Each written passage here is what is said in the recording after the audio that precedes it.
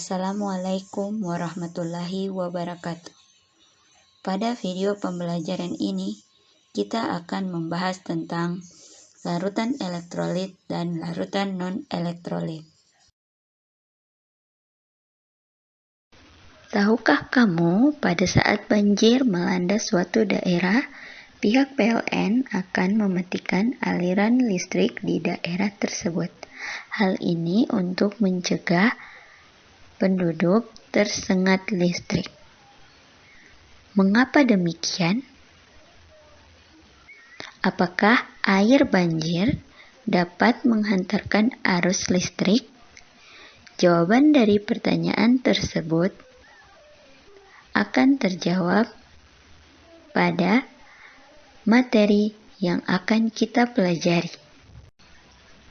Sebelum kita mempelajari lebih lanjut tentang larutan elektrolit dan non-elektrolit, kita harus terlebih dahulu mengetahui apa pengertian dari larutan. Larutan adalah campuran homogen dari dua atau lebih zat. Zat yang jumlahnya sedikit disebut zat terlarut, sedangkan zat yang jumlahnya banyak disebut pelarut. Larutan tidak terbatas pada cairan saja, melainkan ada yang berwujud gas dan padatan. Larutan berwujud cairan, misalnya air gula, yang merupakan campuran dari air putih dan gula pasir. Larutan yang berbentuk gas, misalnya udara, yaitu CO2 dan O2. Larutan yang berwujud padatan, misalnya kuningan, yang merupakan campuran dari tembaga dan seng. Pada pembahasan ini, larutan yang akan dibicarakan yaitu larutan yang zat terlarutnya zat padat, cair atau gas dengan pelarut air. Berdasarkan kemampuan daya hantar listriknya, larutan dibagi menjadi dua, yaitu larutan elektrolit dan larutan non-elektrolit.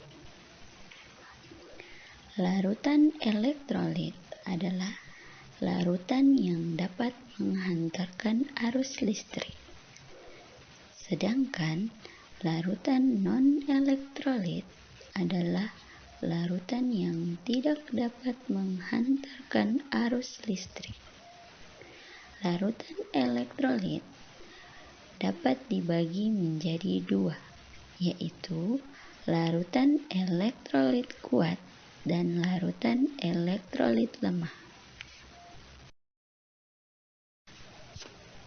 Mengapa larutan elektrolit dapat menghantarkan arus listrik?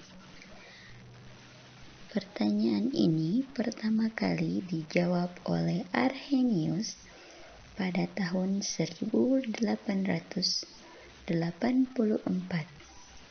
Arrhenius berpendapat bahwa zat-zat elektrolit akan terurai menjadi ion-ionnya jika dilarutkan ke dalam air. Ion-ion tersebut bergerak bebas dalam larutan, sehingga dapat menghantarkan arus listrik. Selanjutnya, mari kita perhatikan ilustrasi gambar perbedaan larutan garam, cuka, dan glukosa berikut ini. Garam NaCl merupakan salah satu contoh larutan elektrolit kuat. Apabila NaCl dilarutkan ke dalam air, akan menghasilkan reaksi ionisasi, yaitu Na+ dan Cl-, di mana NaCl tersebut akan terurai sempurna.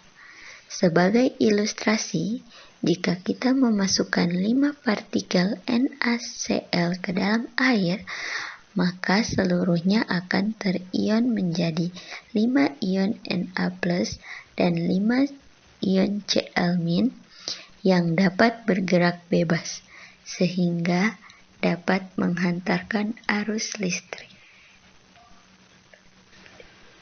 Kemudian, untuk larutan cuka atau CH3COOH merupakan contoh larutan elektrolit lemah.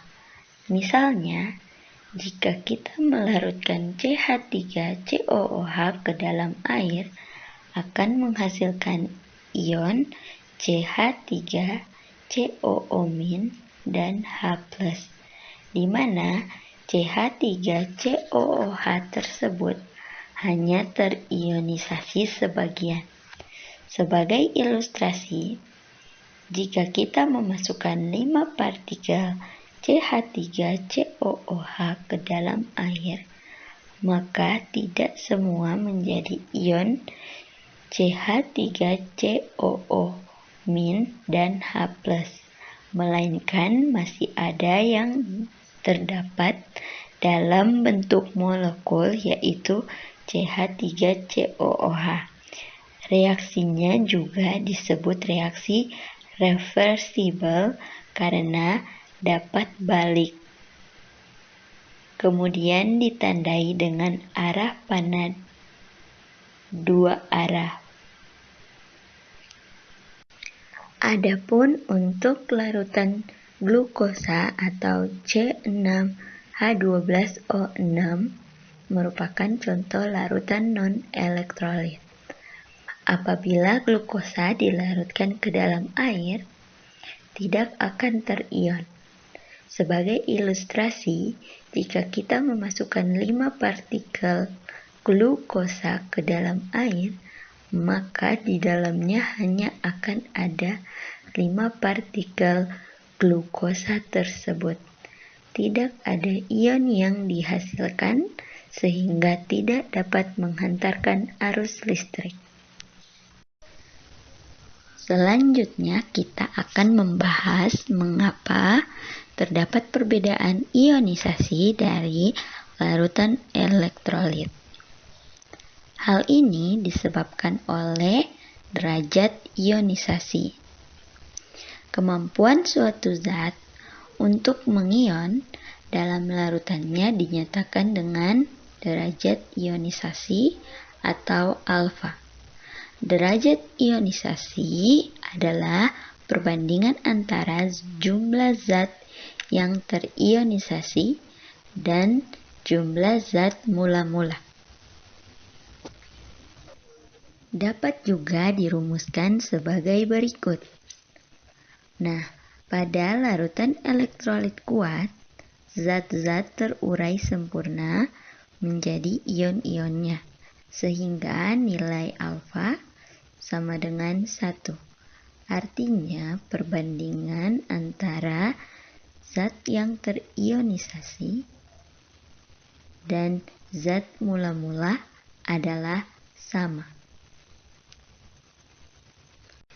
Sedangkan pada larutan elektrolit lemah, zat-zat terurai sebagian menjadi ion-ionnya, sehingga nilai alfa lebih besar dari 0 dan kurang dari 1, atau zat yang terionisasi lebih sedikit dibanding dengan zat mula-mula.